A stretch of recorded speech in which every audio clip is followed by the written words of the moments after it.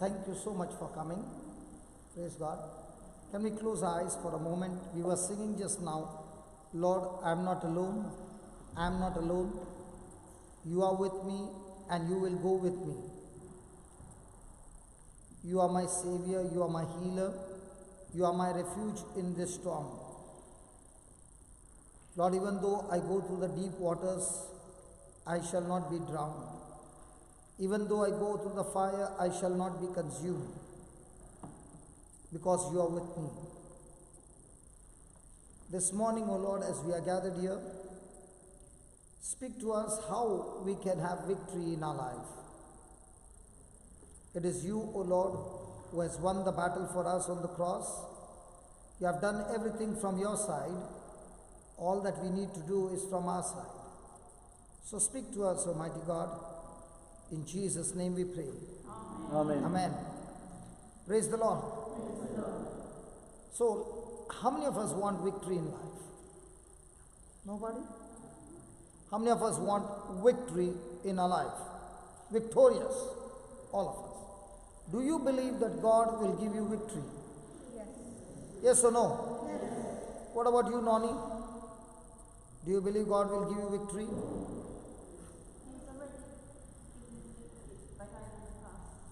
He has already given you victory by dying on the cross.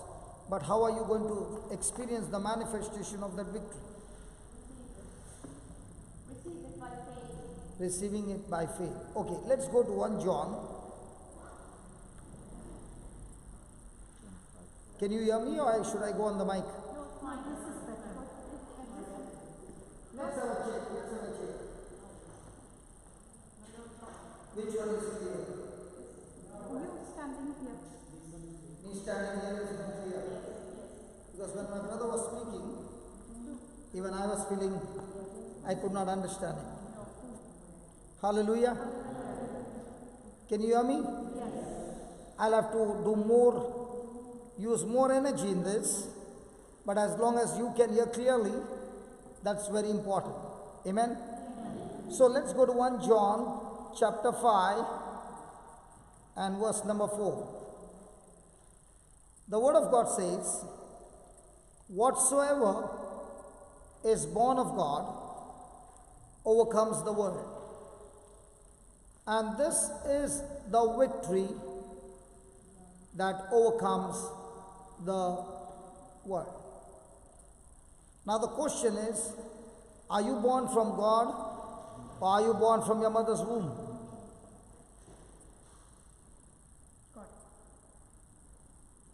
One lady quickly says, I am born from God. She is not born from her mother's womb.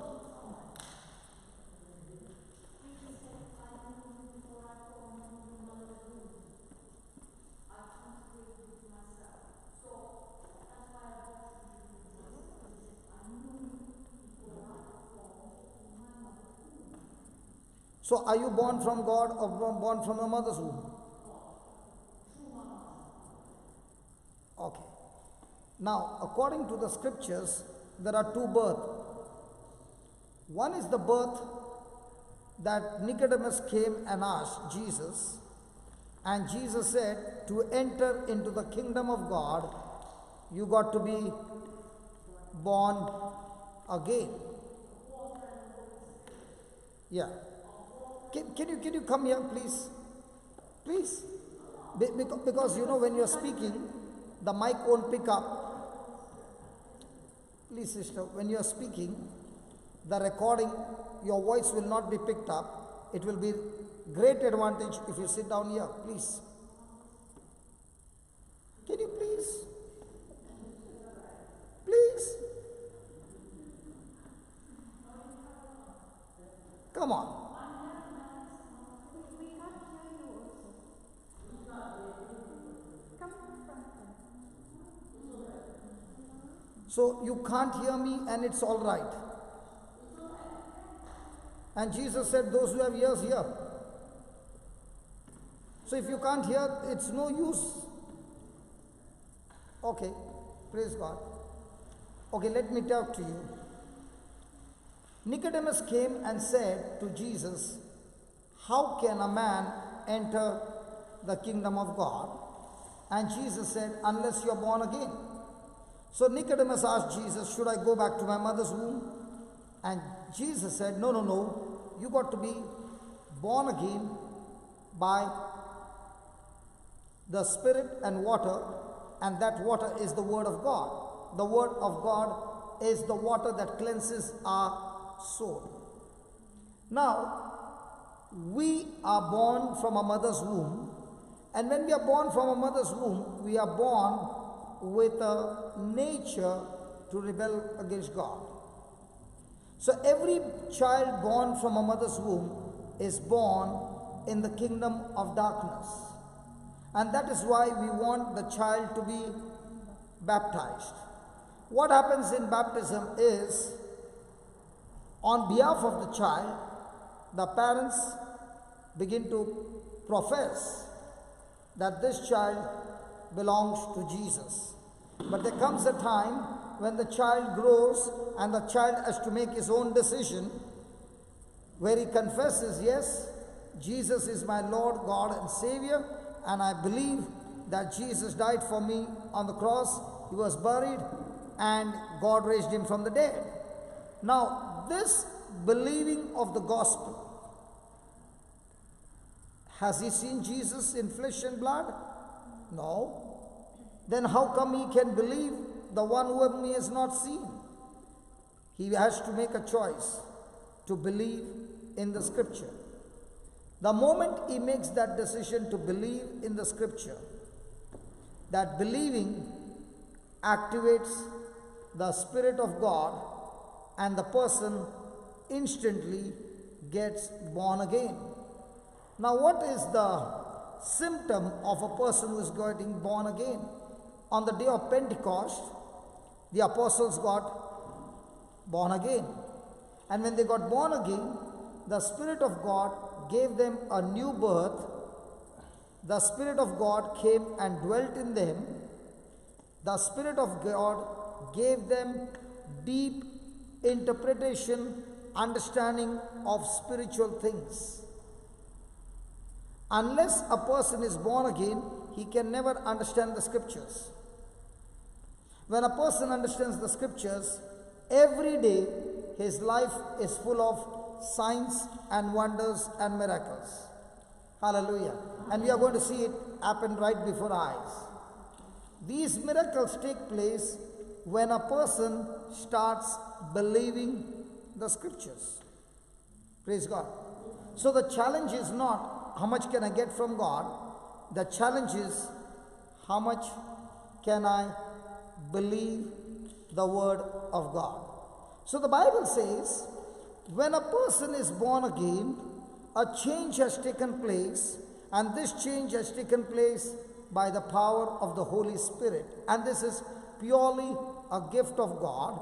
The sin nature has been removed, and the very nature of God has been implanted in our spirit. So now there is a different being in you. In my spirit, I have got a perfect spirit that is all the time longing for God. But my soul is still corrupted, which has learned the things of the world. It has not yet changed, and my journey from now on is how quickly will I use the word of God to change my thinking. And that's why the Bible says, a person who is born of God, he overcomes the world. That means in us, a power has been implanted by God, the Holy Spirit, by which we are world overcomers. We are overcoming sickness, disease, and every work of Satan. In other words, we are champions. We are warriors by which we have victory.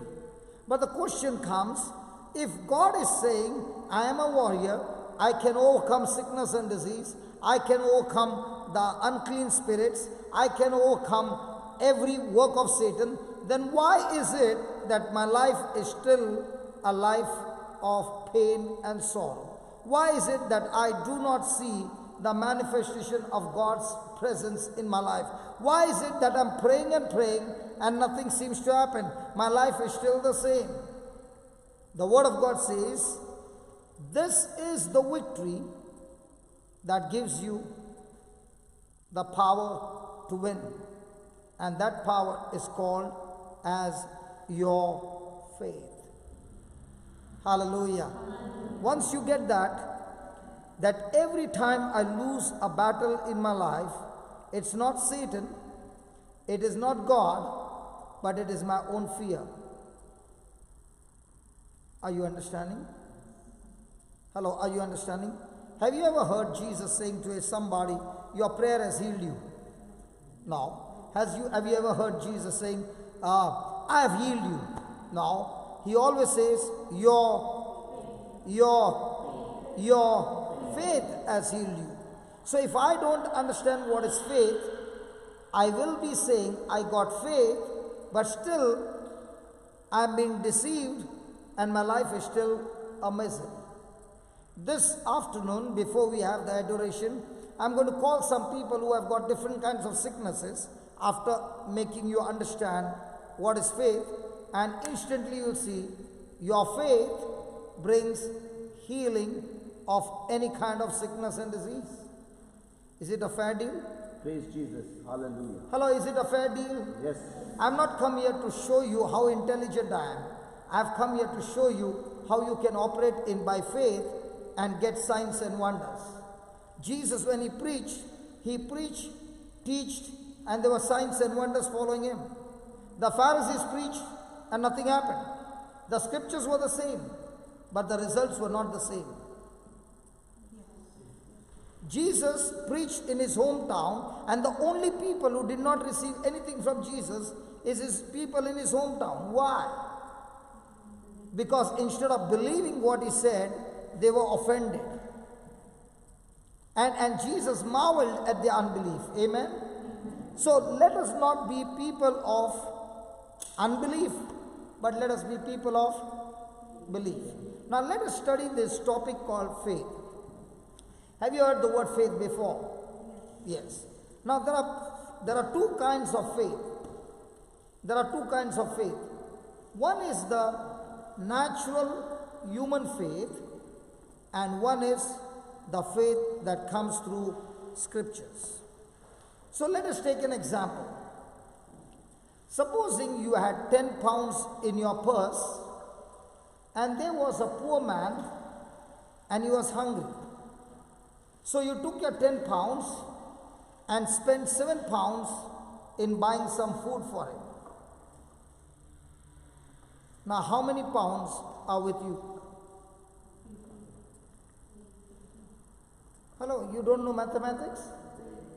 You had 10 pounds, you spent 7 pounds and bought some food. How many pounds will you have? How many of you say 3? What about my sister? 3, yeah. She has lifted her hand very strongly. Praise God. Now listen. The moment you said 3, you went wrong. Are you with me? Listen. The moment you said 3, you went wrong. Now you'll say, why am I wrong? Because you are saying 3 based on human faith, which has been taught to me by the system coming from the world.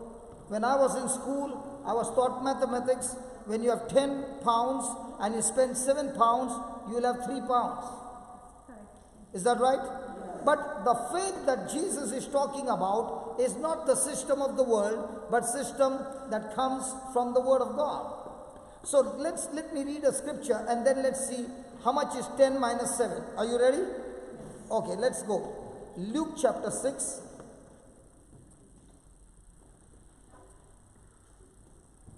And verse number 38. Is there anybody who has got a Bible? Okay, let me read it. Give. What's the first word? Give. What's the first word? Give. Give. And it shall be given unto you. If you don't give, it shall not be given to you. Are you with me? Yes. Give, and it shall be given unto you. Good measure, pressed down, shaken together, running over, shall men give unto your bosom. Now comes the conflict. I've learnt in the world, when I give, it is always subtraction. And Jesus says, when you give with a cheerful heart, with compassion and with love, to help somebody, your resources will multiply. Your resources will. Now the question is, which one do I believe? The number 3 or the one he said will multiply, the number 700? The challenge is not to believe 3. Even a non-believer who is a non-Christian believes 3.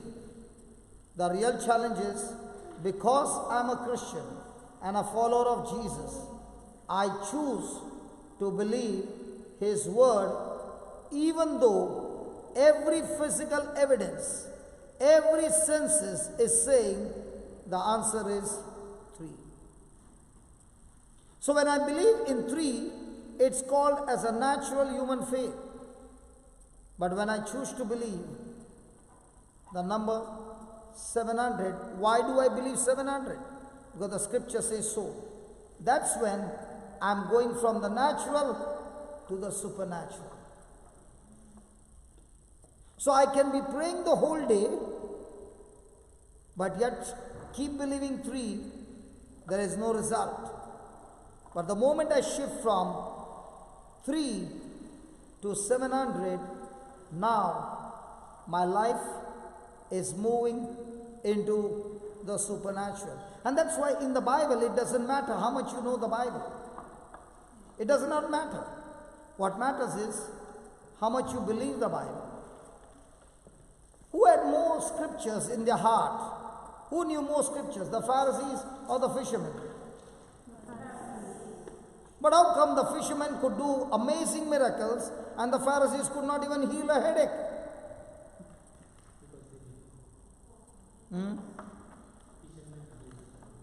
It is unbelieving. They believed what Jesus said, and Pharisees believed with their head, and the fishermen believed from their heart. What's the difference between a heart and a mind? In the mind, I've got my 5 senses that communicate to me. What's in my heart? My senses don't communicate to me, to my heart. Only Word of God communicates to my heart. So is there going to be a conflict in everybody's mind and heart? Yes. Hallelujah. Hallelujah. Hallelujah. Let me give you some examples. We know that David went to fight Goliath. Yes. In the natural, Goliath is 10 feet tall and David is a shepherd boy. In the natural, who is supposed to win? How come David won? Was it a fluke or was it a sure? See, when a person is operating in faith, he is sure to get result. That's why Christian life is not a game, like a housey game or a bingo game. God calls some numbers, whose numbers are called, praise God, the others go home. No. Christianity is a game of skill where you learn to operate not on your senses but on faith. And that's why the Bible repeatedly says, the just shall live by faith and not by sight. Are we the people living by sight or faith? What's the meaning of living by sight, living by faith? Living by sight means a person is living on physical evidence.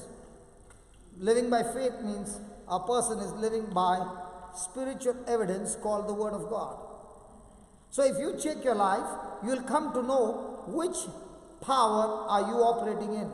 A non-believer, a Christian who lives by senses, both take the same decision. Even though you got Jesus, the decision is the same. The action is the same. But a person who is spiritual, even though he sees the physical evidence, he says, I choose to believe what God's word says. Praise God. Now let's take for example David. He is going to the battlefield. He looks at Goliath. Saul, the anointed king, looks at Goliath. Thus the Israelites look at Goliath. But how come David is saying, I'll go and fight him?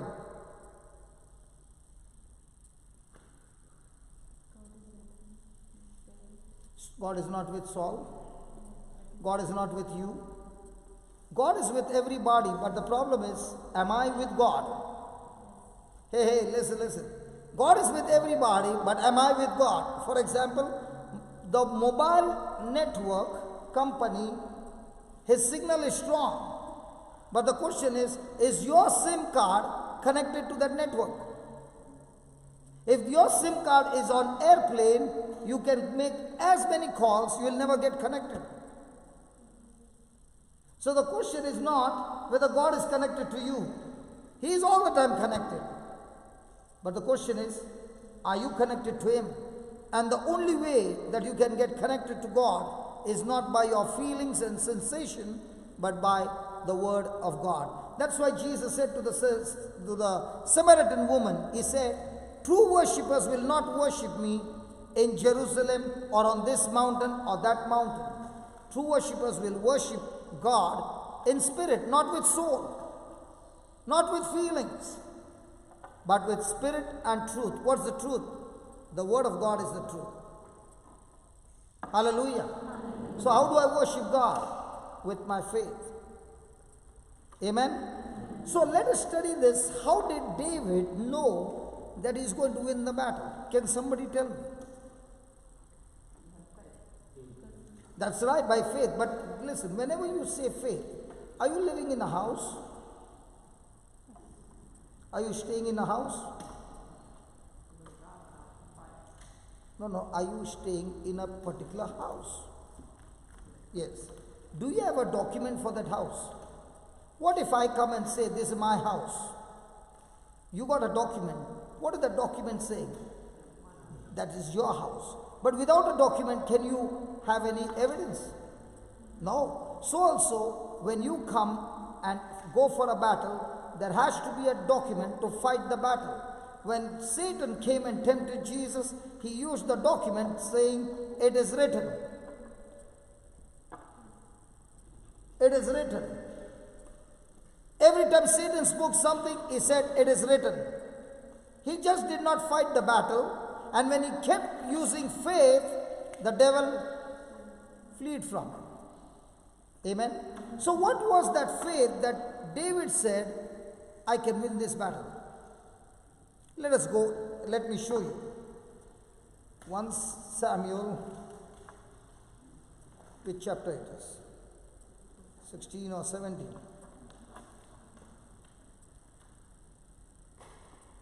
Yeah, 17.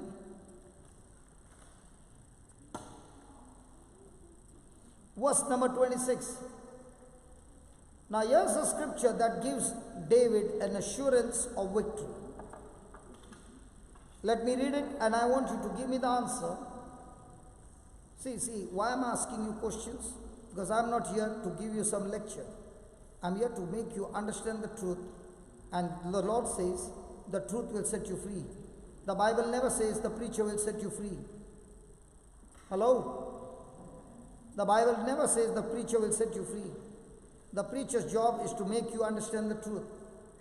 And if you understand the truth, you can walk out of this place not only free, but in freedom all the days of your life. So are you ready? Yes. Let's study this. Why is David sure he will win this battle? David spoke to the men that stood by him, saying, what shall be done to the man that kills this Philistine and takes away the reproach from Israel?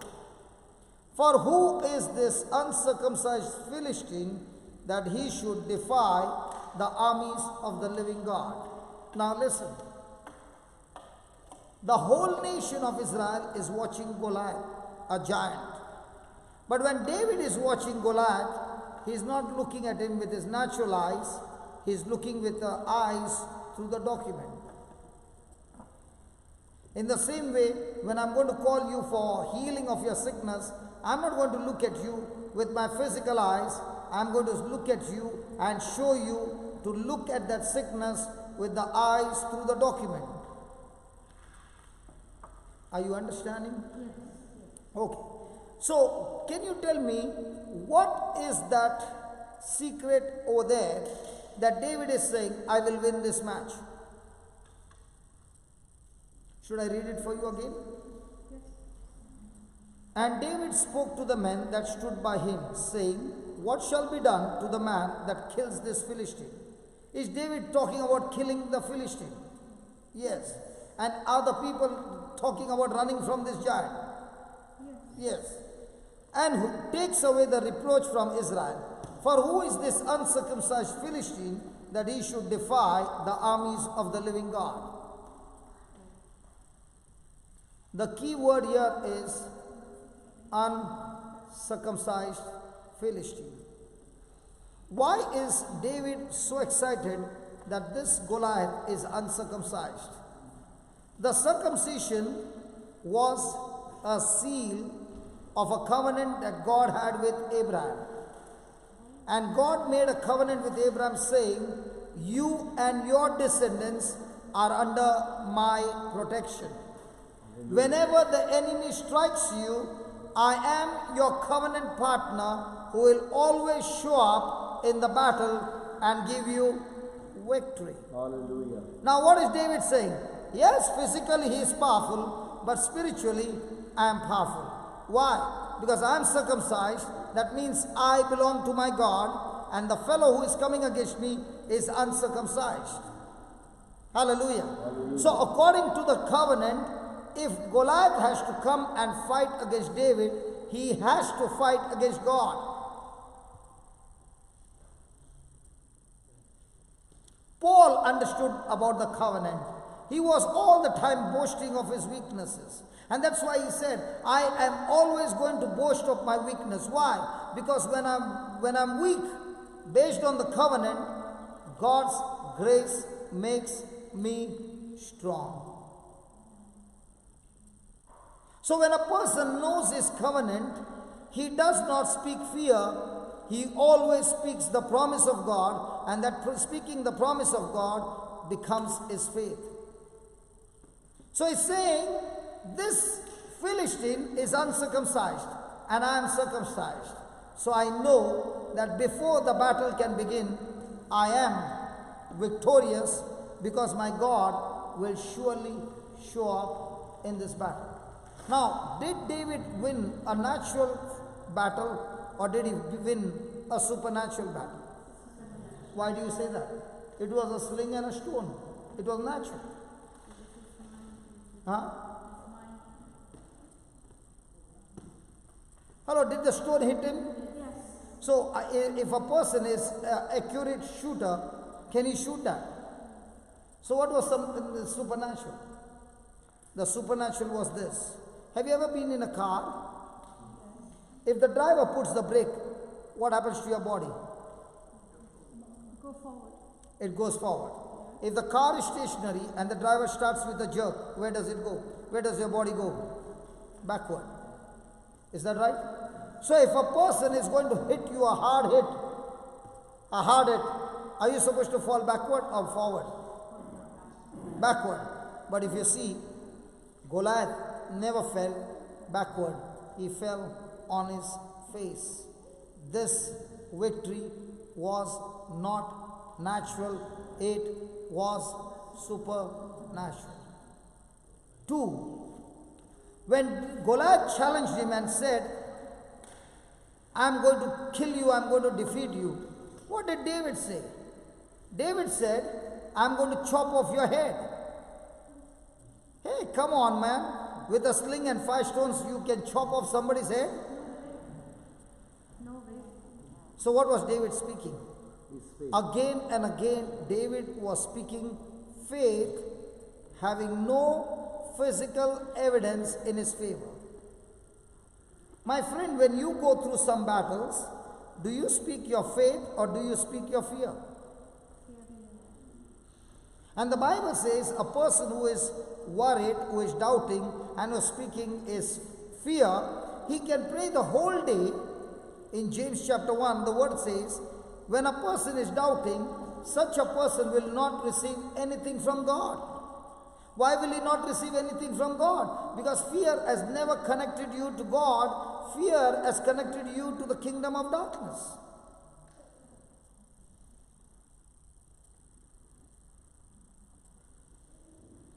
You might be a champion in praying but still not get result. A person can sit in this church for 10 hours praying and still be in the same miserable situation. Another person can come and say 2 minutes prayer and get him out of that miserable situation. Why the difference? The difference is one is praying with fear, the other person is praying with faith. And when it is faith, it is all about things not seen. When it is faith, it has to be backed up with scripture. Hallelujah. Thank you, Jesus. Let's take some more examples from the Bible. What about Joseph? Joseph,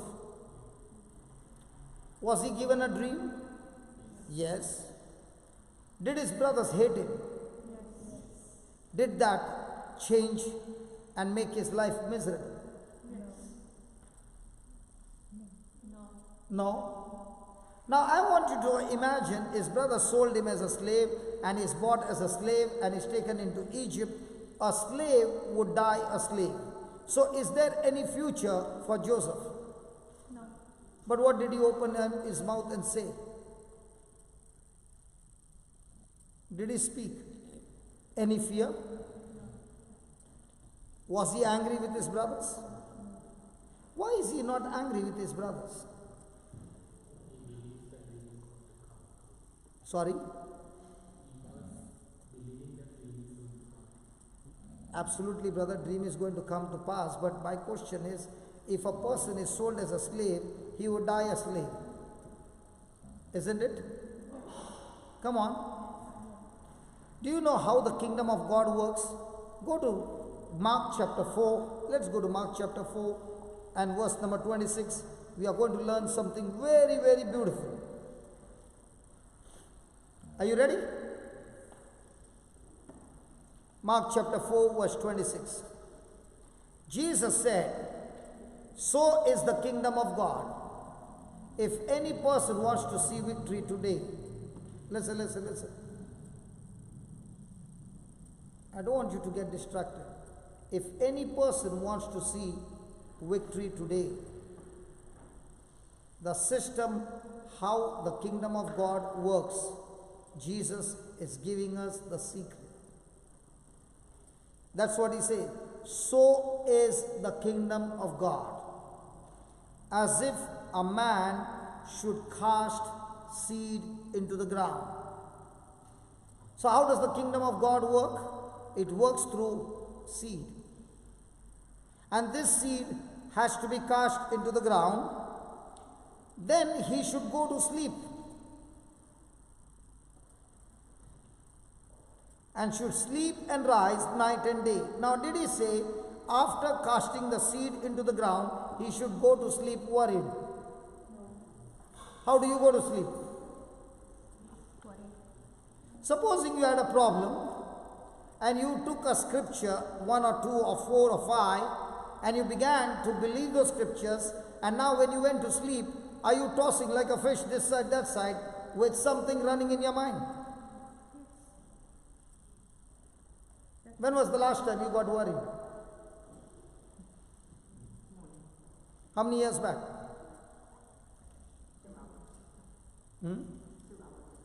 2 hours ago. So, when you are worried, are you connected to the kingdom of God or the kingdom of darkness? You know what Jesus says? When you take my seed and plant it in your heart, the first thing you should do is go to sleep with peace. Go to sleep with rest. Why? Why? Because when you go to sleep with rest, the seed will still grow up. It is not your job to make the seed grow. This word of God which you see with your eyes is alive. This word of God is active. This word of God is powerful. And this word of God will surely spring up. But a very important point that he says is, when it starts growing, the person who sowed the seed does not know how. Does not know how. Now, did David know how he's going to win? No. But did he know he's going to win? Yeah, because the document says that. Did Joseph know how he's going to become a great man? No. But is the document saying that?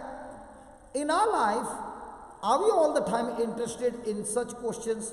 What, when, who, why, where, whom, which, what? And as long as you are in that questioning, you will never be operating in the kingdom of God. Now, for example, all our missions are free. The CDs are free, the books are free, everything is free. Why am I sure that my bills will be paid? The ticket I buy, the visa I buy, everything is bought, and it's free. Is it free? Or did you tell there is money collection? Rita, it's free, right? Yeah. So everything is free. Then why am I so confident that my bills will be paid? Because the document says, when I give cheerfully, he says it will multiply. So when I go to sleep, should I get worried? Who is going to give me money, Lord? For example, I did not even know where I am going to stay, who is going to bring me here. From here, when I'm going, what is the transport? I know nothing. Is that right? I stayed at your place. And you were asking me, who is taking you? I said, I don't know. She said, what do you mean by you don't know? I said, I really don't know. But before the time can come, somebody will come and show up and say, I've come to pick you up. Did he come? Yes. Did I call him? No.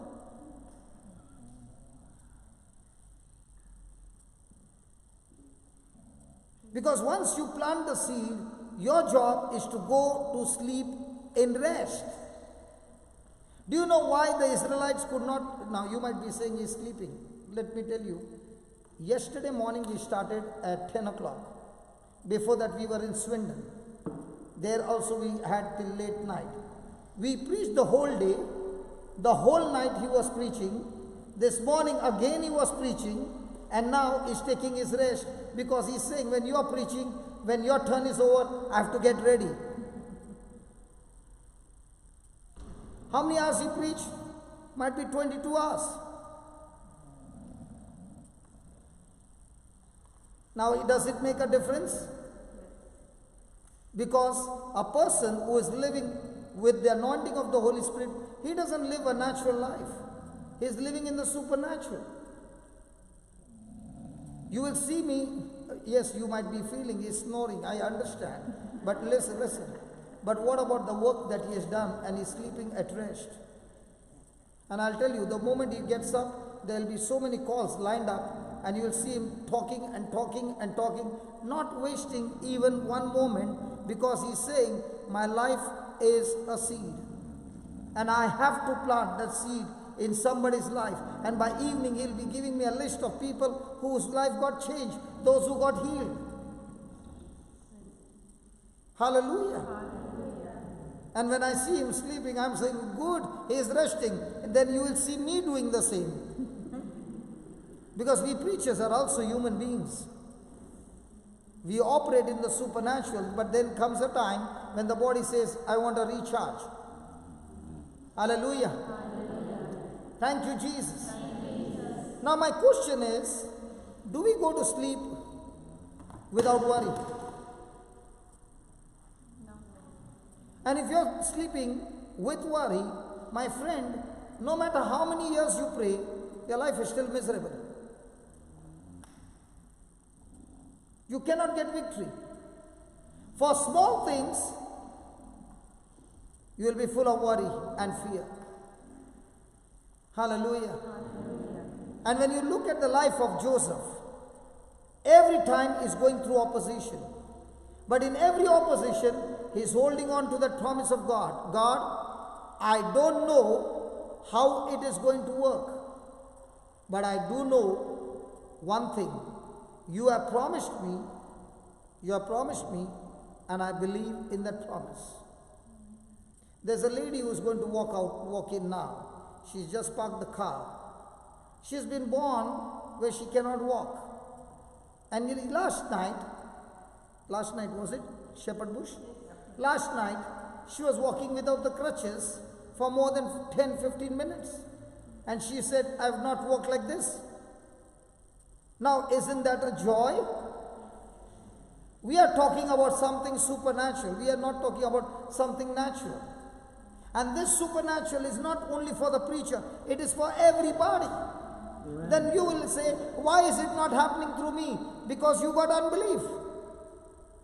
You are all the time believing in your senses. You are praying, you might be praying for 10 hours, but you are all the time praying without a document. The sister with a jacket and a yellow shirt. Blue jacket, jeans. Yeah. Do you have any pain in your body? Yes, come here. See, listen, I did not call you. It's the Lord who told me, call her here because it's time for her to get her healing. Do we know each other? Last year, but after that we ever spoke. It's there? The pain is there. Sometimes going and sometimes coming. Praise God. Now you want to go it permanent. Yeah. Yes. Now were you praying to God for this? Yes. Just one. Yes, please. You are on the camera. Is that okay? Yeah. Please come. Okay. My question to you is, have you been praying to God for your healing? Yes. What did you pray?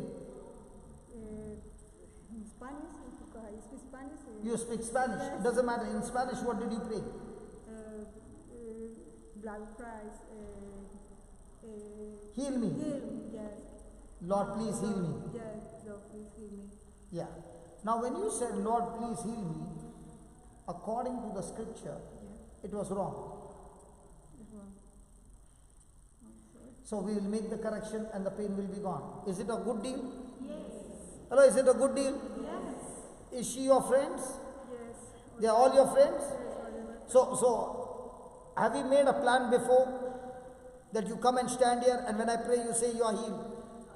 Now, genuine? Yes. Now, when you say, Lord Jesus, please heal me, is it in future tense or past tense? Future tense. Now, let's see what the Bible has to say, okay? So when you see what the Bible has to say, then we'll understand whether your prayer is right or wrong, okay?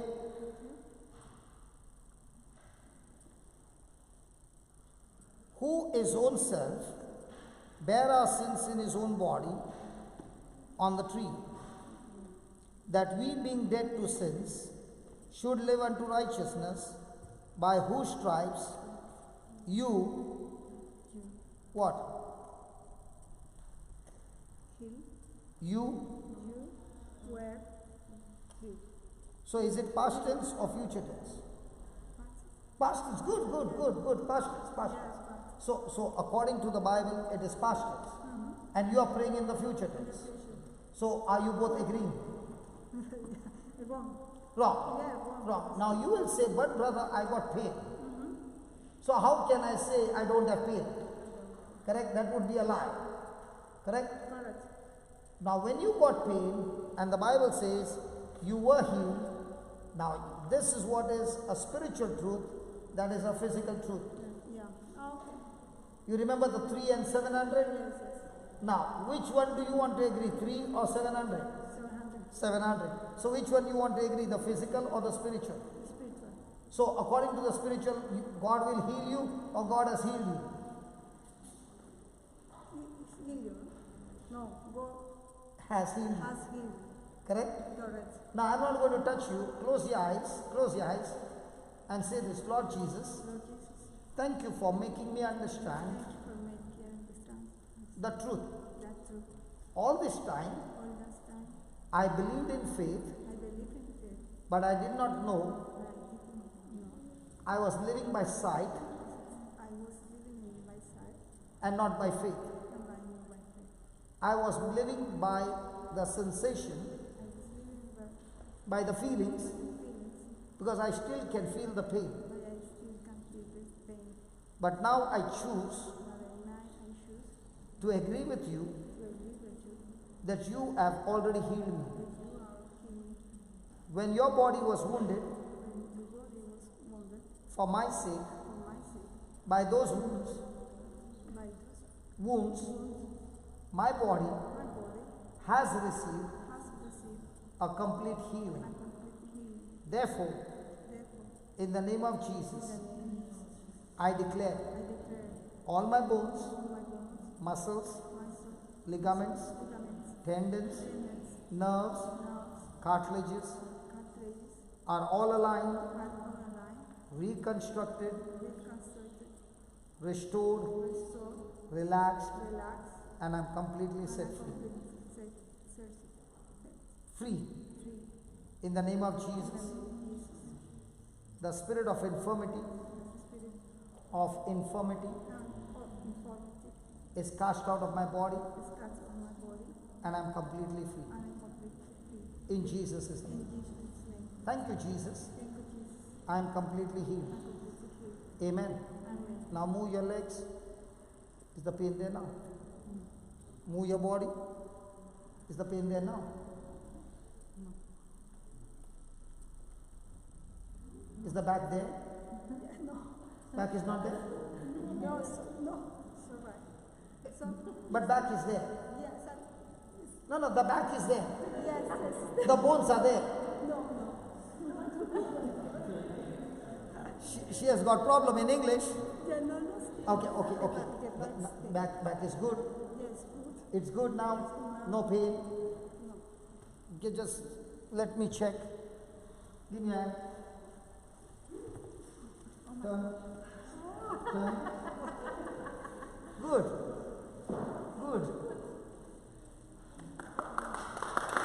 No pain. Good.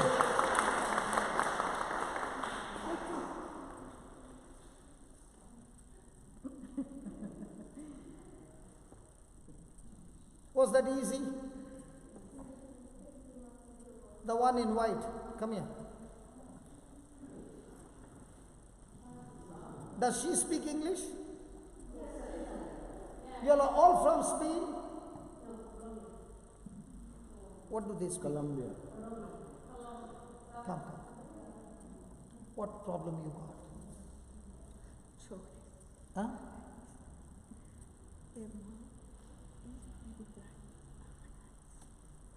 Okay. I'm going to make a prayer. And the choke will come out. Is choking you? Okay. And your eyes will be healed. Will your eyes will be healed or they are healed? We don't communicate the language. Oh Father, I thank you. Father, thank you. As I touch her throat, O Lord, whatever is choking her in her mouth, be gone out of her body now in the name of Jesus. Her throat be completely loosed, completely loosed in the name of Jesus. Thank you, Jesus, that every pain be gone Be one. in Jesus' In name. Jesus' name. And Lord, whatever is wrong with the eyes be completely recovered and restored. The sight be restored, the pain be gone, all the organs in the eyes function perfectly now in the name of Jesus. Lord, we overcome Satan by the blood of the Lamb and by the word of our testimony. So as I lay my hands on her, Lord, your precious blood flows into every cell, every tissue of her body, destroying every sickness and disease, and recovery and restoration of her vision and her health. All her internal organs are functioning perfectly in Jesus' name. This is the word of our testimony, Lord, that she is completely healed by your wounds. She is completely set free. Whoever the Son sets free, the Bible says, is free indeed. Thank you. Thank you, Holy Spirit, for operating her and healing her completely in Jesus' name. Amen. Now, do you have any choke now? Do you feel anything now? Very dry. It has become very dry. Praise God. Praise God. Praise God. All the pain has left you? All the pain has left you? Yes, good. And what about your eyes? Can you see now clearly? Yeah, good. Do you understand English? Or do you only say yes for everything? God bless you. Thank you, Jesus. How many years you suffered? 10 years. From 10 years she suffered and she set free. Praise God. God bless you. Just give me the icon. Now, isn't that so quick? Can we talk? Hello, can we talk? Isn't it so quick and easy? Because when you understand the system, it becomes very easy. Hallelujah. Hallelujah. So, you can write down some points and then we can study further. Write down. The devil attacks our minds with his thoughts. The devil attacks our minds with his thoughts.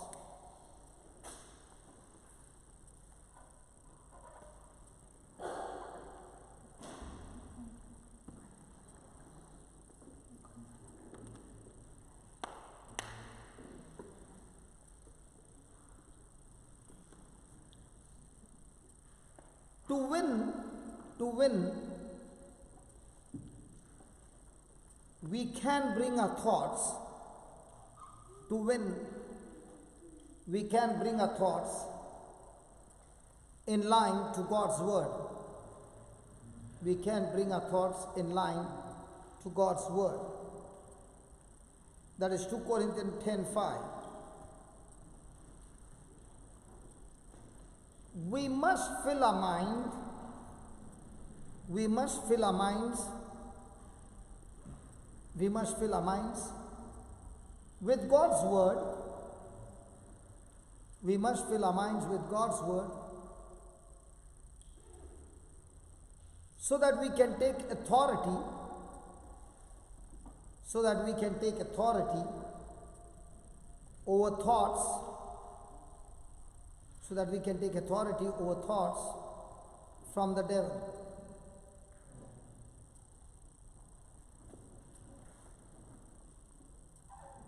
So that we can take authority over thoughts that comes from the devil.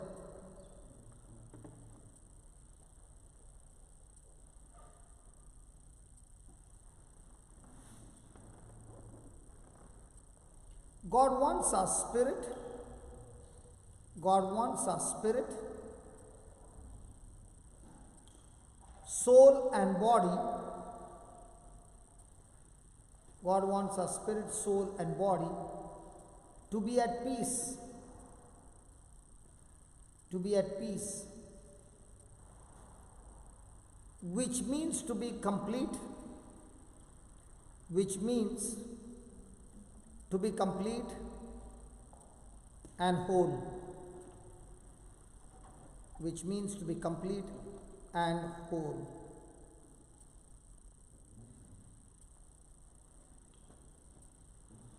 Paul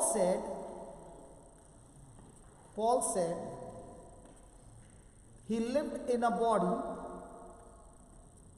Paul said, he lived in a body, but he did not walk in the flesh. Paul said, he lived in a body but did not walk in the flesh.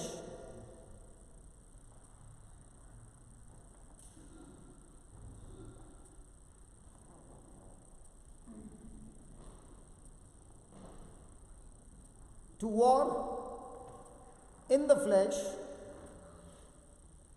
he did not use fleshy weapons. To war in the flesh, he did not use fleshy weapons.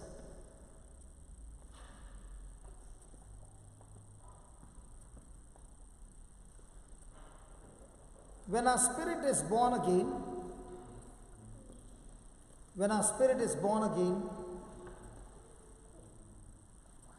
our body and our soul are not.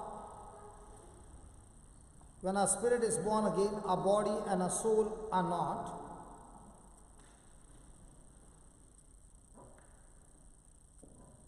Our soul must be trained. Our soul must be trained to think the way. Our soul must be trained to think the way our God thinks.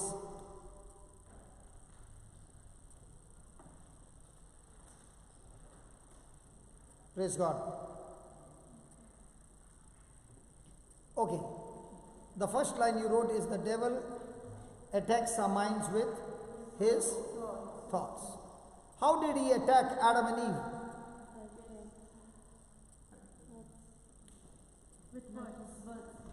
With words. Now, did he come and touch Adam and Eve? No. So, he only gave them information which disagreed with God's word. But did he present it in such a way that it looked like a truth? Now, for example, with both the cases who came here, the devil deceived them by saying, you can pray to God and God will heal you one day. But did God promise you that he would heal you? Or did God promise you that when my son's body was wounded, by those wounds you are already healed? So the devil becomes extremely happy when the Christians or the children of God change the meaning or disagrees with God's word. Because he knows when a person has disagreed with God's word, it's no longer a truth, it's a lie, and that person will never be able to see the manifestation. Are you following? So what did he do? He gave words to Eve. Those words produce what? Feeling, thoughts. Those thoughts produce what? Feelings. Those feelings produce what? Decisions. Those decisions produce what? Action. Those actions produce what? Habits. That habit produce what? Character. But where did it start from? Words. So every day, do we receive words? Yes. But do we receive words that are lined up with the Bible? No. But do we still accept them? Yes. Do we think about them? So when the words were ungodly, what will be the thoughts? What will be the feelings? What will be the decisions? What will be the actions? What will be the habits? What will be your character? And when the character is ungodly, your destination is surely not godly. Let's take for example Joseph. He has got a dream which has given him godly thoughts. His brothers have come against him and attacked him and sold him as a slave. What the brothers have done is fresh in his mind. What God has told him is also in his mind. Which one does he choose? Which one would we choose? Hello, which one would we choose? Miriam? What man has done. But which one did he choose? What God said. What God said. And because he chose what God said, was he operating in faith or fear? Faith. Now, because he operated in faith, was God with him? Yes. Yes. Yes. Now, even though the devil did nasty things to him, were the devil's thoughts having hold on Joseph? No. He captivated those thoughts with the thoughts that God had given him a dream. And because his thoughts were focused on what God said, was now Joseph still living in the past what his brothers did to him? No. And that's why he was rejoicing. His work was excellent. The anointing on his life was excellent. And therefore, from a slave, he became a manager. When does a person get promotion in his life? The more and more is focused on the Word is Jesus. Jesus is the author and finisher of our faith. So every day the challenge is, the devil is going to come and use somebody to beat you up, insult you, abuse you, and do all kinds of nasty things against you so that you get distracted.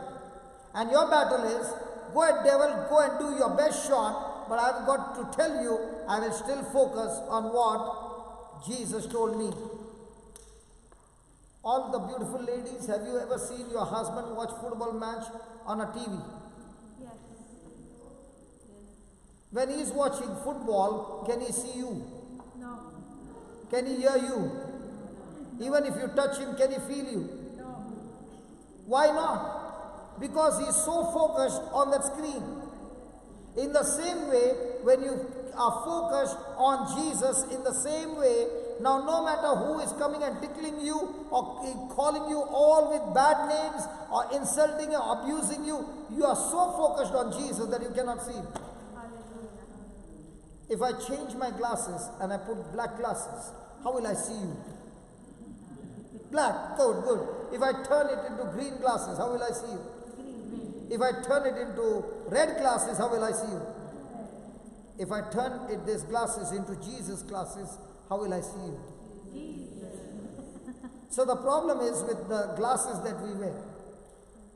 So Joseph was wearing a glass called love, and we use the glasses called hate. Because she did this to me, I hate her. Hallelujah. So the devil's job is to give us words or some situations so that our thoughts are captivated by his words. And if he can keep the mind engaged with those thoughts, remember, the mind is spiritual. The brain is not spiritual. Oh, you mean to say the brain and the mind are different? No. Hello, the brain and the mind is different? Yes. He is the only person who is saying yes. Even in his things, they still saying yes. Brother is dreaming. Are you saying yes? The brain and the mind are different. Praise God. Hallelujah. Okay, let's take a proof. He says the mind and the brain are different. Let's take it this way. The Bible speaks about a rich man and a poor man, Lazarus. The breadcrumbs fell from the table and Lazarus was eating the crumbs that fell from the master's table. Is that right? Both of them died. The rich man died, the poor man Lazarus also died. Now in those days when they died, did they bury the people? Yes. Yes. Did they bury the people with the brain or without the brain? With the brain. Are you sure? Hello, are you sure? So if they buried the dead body of a rich man with the brain, the dead man died. How can the dead man remember Lazarus? He can't remember. He remembered Lazarus. Let me tell you. See, when he died, did his brain die? Yes. When he was buried, did the brain got buried? So the body became dust. Did the brain become dust? Then how can, without a brain, he can still remember Lazarus? Because he's saying to Abraham, please send Lazarus to my brothers and tell them I'm suffering here. Do you remember? So he is remembering Lazarus. So that means the brain is physical, but the mind is spiritual. So the spiritual mind receives signals called thoughts. And when those thoughts come to you, the mind starts processing and gives the order to the brain. And the brain is your body's central processing unit, which commands the body to move in that direction. So if your mind is corrupted, your whole system goes corrupted. That's why Jesus never speaks about changing your action. He speaks about changing your thinking. Now when these two beautiful ladies came here, I did not pray with them first because I wanted to check what they are thinking. And when I found that their thinking does not line up with the Word of God, I showed them the Word. Why did I show them the Word? Because this Word has the power to change their thinking. And if this Word changes their thinking and they agree to change their thinking, wow! Sister, are you happy? Look at Vincent, oh, so happy. Vincent, how do you feel Praise looking God. at her? Praise God. Praise God. Can you see that bye-bye, how beautiful she did? Because when a person receives life, the person is so excited. Cannot forget that person. Hallelujah. Hallelujah. Hallelujah. Thank you, Jesus. Thank you, Jesus. Now, why did Vincent, you pray with her, even though she had come right in the afternoon, and you prayed her right at night? Whereas you were praying for others and they were getting healed, but you never prayed for her. What was the reason? The reason was because we wanted her to hear the word, see those miracles, change her thinking, build her faith, so that when it was time for her prayer, she was able to receive. So it was not that you were purposely delaying her. Yes, I was purposely delaying her so that it would be helped. So she was being delayed. So as she's seeing people getting healed, and there was another lady who had that arthritis and she could not even get up from her seat.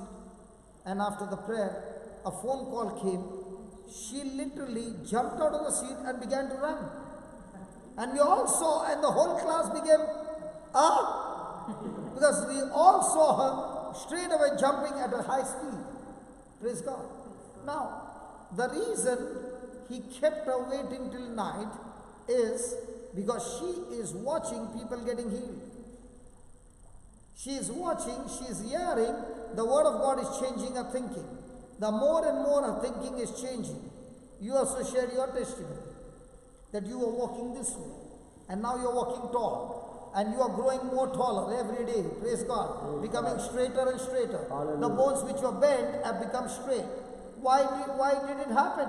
Because when your thinking has changed, that change of thinking will bring forth the healing. Because Jesus said, when the seed is cast into the ground, what are we two doing? We are only casting the seed into the ground. That's all we got to do. And if you can keep that seed in your heart, praise God, that seed will surely grow. The devil cannot stop that seed from growing. He can only stop by giving you a lie. When he speaks to a lie, and now you accept that lie, the seed is uprooted. So who is your greatest enemy? Your greatest enemy are those negative thoughts. Not the person coming against you, but the person when he speaks the word, that word that has come against you is your enemy, not the person. Because now you have an option. Either I take the word or I reject the word. When you reject the word, that enemy has been defeated. You accept the word, that word is now ruling over you. Today somebody sent me a video, and in this video there is a lady who wants to cross the river, and she is scared to get into the water. And there are two Buddhist monks who come over there, and one monk goes and tells her, why are you so sad? And she says, I have to cross the river, because if I don't cross the river, I have to reach home, and today the water level is up, so I don't know what to do. So the monk says, no problem. And he says, come, let me lift you up. And he lifts her and reaches her to the next side. And she says, thank you very much. He says, God bless you. And they move. Now there was another monk who was with him. Half an hour later on, he says, you have done something wrong. And he says, what wrong? He said, the master told us not to talk to a woman. And you spoke to the woman. The master told us not to touch a woman. And you lifted a woman.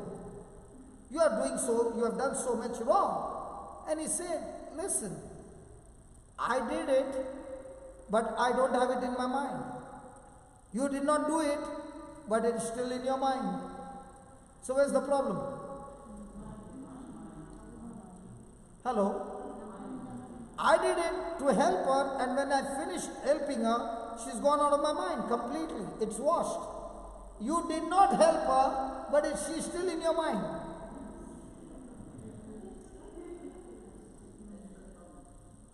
Is that happening in our life? Yes. So has the enemy laid some eggs to be hatched? Yes. So what are you doing? Incubating those thoughts. And when you start incubating those thoughts, will they come a pillu? Will the young one burst out? Yes. And what will be the young one?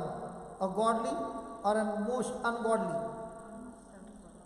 So ask your neighbor, how much of incubation is going on? There are two kinds of incubation. One can be an incubation of the word, and two can be against the word. Hallelujah. Thank you, Jesus. So every battle that Joseph won, his focus was what God said. And there comes a time when he meets his brothers, and now his father is dead. And the brothers are thinking, as long as the father was alive, we are safe. Now the father is dead, now Joseph is going to take revenge and kill us all. So they are in fear, and they are saying, listen, treat us not as brothers, treat us as your servants. And Joseph says, hey, listen, you're going wrong. Listen, what you did was evil. In your eyes it was evil. In my eyes it looked to be evil. But actually speaking, it meant for my good. Because if you had not sold me as a slave, I would have never come to Egypt. And if I had never come to Egypt, I would have never become a governor. And if I had never become a governor, I would never be a person to save so many people from starvation. Because God gave me that position, I could store the grains for so many people and deliver so many people. The family got saved because of that. See, listen, you did something bad to me, but God meant it for good. And if God allowed that thing to happen in my life, it is because God has a big plan for my life. If it was bad for me, He would have stopped it. If He has allowed it, the reason He has allowed it, because He has got a master plan behind that negative thing. Thanks for the silence. Everybody is silent, except she is clapping. Hallelujah. You know, sister, there are two things. I know you got a problem in your legs, okay? And all the time your focus is, God, I want the healing, right? There's a person named Nick. He has got no hands, no legs. You have seen him. Okay. Now he was asking God, God heal me, God heal me, God heal me. And the healing never came. And he said, God, if you can heal me and I can get those miracle of my legs and hands going, it will shake the nations. But it did not happen. So he was so depressed till a day he found a scripture saying, God saying, hey, Nick, I've got a great plan for you. Plan for your welfare, not for your destruction. And he began to think, if I don't have hands and legs, what good plan can come out of it? But Lord, I'm going to take this seed and plant it in my heart. I don't know what, but I'm going to plant it in my heart. From that day on, he was extremely cheerful, not because he had not got healing, he was extremely cheerful because God said there's a big plan in his life. Hallelujah. And he began to live his life with Jesus. In no time, he found the potential that God had put in his life. He was so cheerful, and people who had hands and legs were depressed. So he said, you got hands and legs and you're depressed. I don't have hands and legs and I'm so rejoicing. You cook an omelette, even I cook an omelette. Your style is different, my style is different. But what you are doing, I'm also doing. You are crying because you don't have something. I am rejoicing because I've got something. And as he began to do that, he began to preach to the gospel from place to place, from country to country. That same Nick is looking after so many children born of like this. He is the one who goes and earns the money, praise God, by giving seminars. And the money that he gets, he is able to take care of so many children. Now, could Nick ever think that he could bring so much of money by the preaching of the gospel and take care of so many souls? Now, Nick said, Lord, according to my condition, no woman will get married. But the Lord said, when I told you I've got a great plan for you, I've got a woman for you. Praise God. But he said, Lord, you got a woman for me, but she can never put a ring on my finger because I don't have a hand. Hallelujah. So he got married without a wedding ring. Praise God.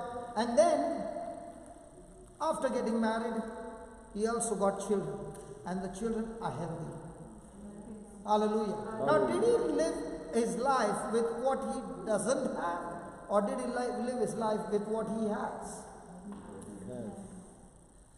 Was he focused on what he doesn't have? Or was he focused on what he has? What he has. We are focused on what we have or what we don't have. There's a dog called Faith. When you go, please type this, a dog called Faith. The dog's name is Faith on YouTube. This dog was born without the front two legs. So the owner thought that this is no good puppy, so let me kill it. So one of the persons said, why do you want to kill this puppy? I will take care of this puppy. So this dog would never walk. He would be lying down there. But one fine day, the dog took 2 steps on 2 legs. And when they saw that, they began to teach the dog to walk on 2 legs. Now, Faith is going from country to country, walking like man. Dogs walk horizontal, Faith walks vertical. And he keeps walking on 2 legs everywhere, and that's why the dog is called Faith.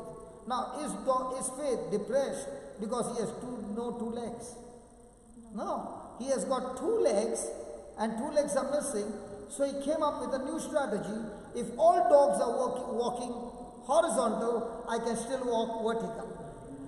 When you are focused on Jesus, he will give a strategy that you will be entirely different from everybody else. And when you're entirely different, that's when God's glory begins to shine. Amen. Hallelujah. Thank you, Jesus. See, in your country, there are no stray dogs. In my country, there are many stray dogs and they multiply on the streets. Is that right? Anybody from India? Yeah. Am I talking the truth? Okay. Now, these stray dogs have no masters. They eat on the street. They live on the street. Okay. And let's say somebody threw a stone and the dog got a hit on his leg and his leg is broken. Okay. Now, will you see the dog in depression? He will be still meeting his friends with one leg up and still be smiling. You don't find him in depression. But another dog who has been kept at home, a little this, because on the street he has to learn to fight. As a Christian, we got to learn to fight every negative thought that comes against us and not give the devil even a small bit of room to take control over our mind. Amen. Hallelujah. Thank you, Jesus. Thank you, Jesus. Then, to win, we can bring our thoughts in line with God's word. So, the key factor to win, what's the key factor? The key factor is I got to win over here. Once I win over here, I can see the victory outside. If I don't win over here, I will live a defeated life. So how do I win over here? The battle is I got to fight every thought using my mouth, speaking the word of God so many times that it begins to change my thinking. Have you seen the terrorists?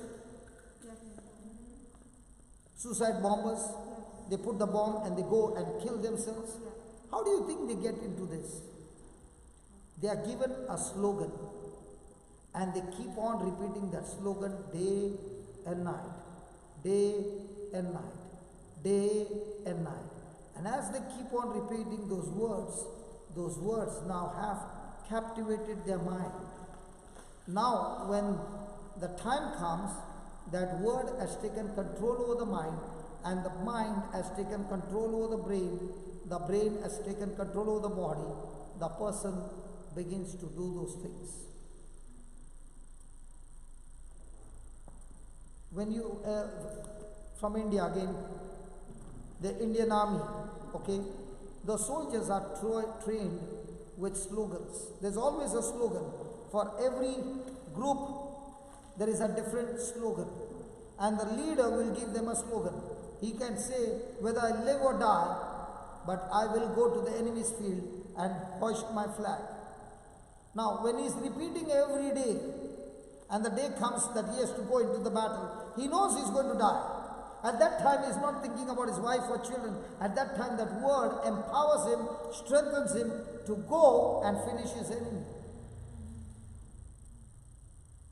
In the same way, a Christian, when he keeps on meditating on the word of God, he is empowered by that word to put to death his selfishness, his hatred, his jealousy, his unforgiveness, and keep on operating in that unconditional love. So how do I know whether I win or lose? When my thoughts have become ungodly, I am already on a journey of destruction. When my thoughts are full of worry, I am already living a defeated life. When my words that come out of my mouth are of unbelief, disaster is unavoidable, it will surely come. But the same person who has messed up his life now comes to God and begins to take that word and lives by the word of God. No matter how bad his life is messed up, his life will change, because the word of God has the power to change everything. Why? Because now when the words have changed from his mouth, the word has changed in his mind, praise God. Now the one who is in him is greater than the pressure coming from outside. So how do I win my battles? I win my battles by changing my thinking. How do I change my thinking? I change my thinking by renewing my mind with the word of God and speaking it over and over again. That's why Jesus said, if you have faith, then you can say. He did not say if you have faith, then the mountain will move. He said if you have faith, then you must open your mouth and say your faith and command that mountain to move, and it shall move.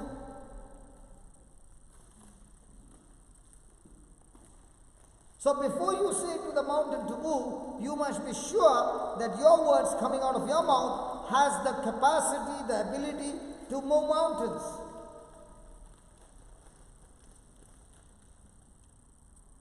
Anybody has ever made coffee with their own hands? Yes.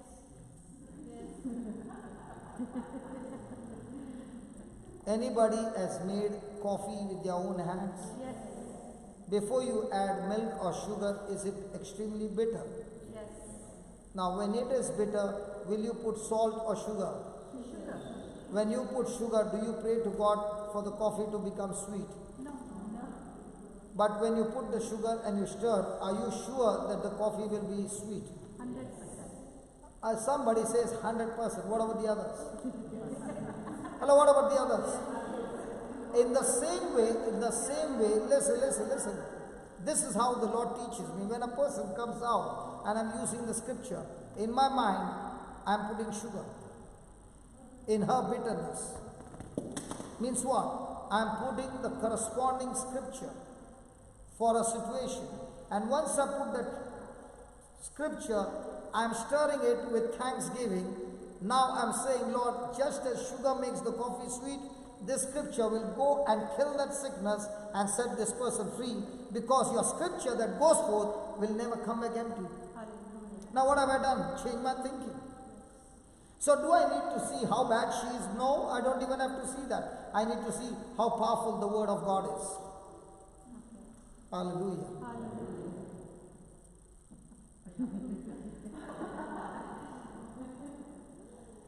Hallelujah. What's the time? 4:45. We need to take a break. So soon? You all need a break? Yes, I know that. Father, we thank you, we praise you. Lord, as you take us through this journey of teaching us more and more truths, you said when your word abides in us, we shall know the truth and the truth will set us free. Thank you, Lord, as you reveal to us truths that govern our life. Thank you that you are teaching us that when we live by sense knowledge that contradicts God's word, we will always, always be a victim and a loser. But the same battle, when we have renewed our mind to the word of God and we fight the battle of faith, we are victorious. Thank you for revealing to us, O Lord, the battle we win or lose no longer depends on the devil, it depends on us, our response to that pressure, to that trial. Thank you for teaching us this truth, so Lord. And as we take a break and we come back for adoration, let our hearts be prepared so that as we receive the body and blood of Jesus, O Lord, we are well prepared to receive and experience your intimate relationship in our life. We thank you, we praise you in Jesus' name. Amen. Amen.